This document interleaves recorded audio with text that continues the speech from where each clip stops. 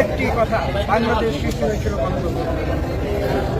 পাকিস্তানের অবকাঠামোর ভিতরে গণতন্ত্র হতে পারে তৎকালীন পূর্ব পাকিস্তানের মানুষেরা বলেই তারা গণতন্ত্রের আন্দোলনে নেমেছে। এবং আমরা পরবর্তীতে দেখেছি একটি রাজনৈতিক দল যারা স্বাধীনতার প্রতিভূ বলে নিজেদের দাবি করেছিল, অত্যন্ত লজ্জা এবং কলঙ্কের বিষয় যে তারা বাংলাদেশ থেকে স্বাধীনতার মূল আদর্শকে সেটা সেই গণতন্ত্রকে ধ্বংস করে দিয়ে তারা প্রথমে বাদশাহ কায়েম করেছিল, পরবর্তীতে তারা অলিখিত বাদশাহ কায়েম।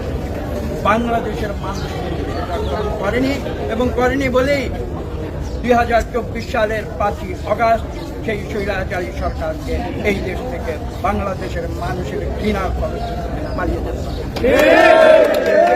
আজকে আপনি যে প্রশ্নের উত্তর দিয়েছেন, এর উত্তর আমরা স্বাধীনতায় বিশ্বাস করি বাংলাদেশের। আমরা বাংলাদেশের শহীদ প্রেসিডেন্ট জিয়া রহমান, বিএনপির প্রতিষ্ঠাতা সভাপতি চেয়ারম্যান, তিনি বাংলাদেশের গণতন্ত্র।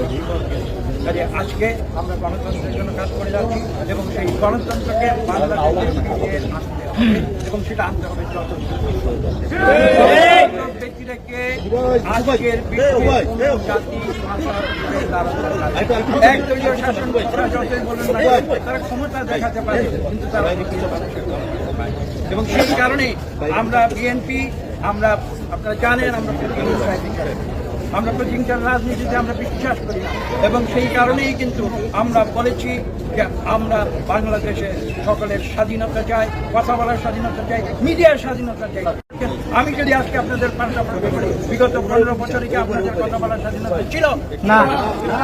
তাহলে আজকে আমরা বিএনপি আমরা দেশে গণতন্ত্র ফিরিয়ে আনতে চাই যত দ্রুত সম্ভব, এবং আমরা চাই সেটা করতে একটি মাত্র, আমরা বলেছি একটি মাত্র পদ্ধতি রয়েছে, সেই পদ্ধতির নাম হচ্ছে সুষ্ঠু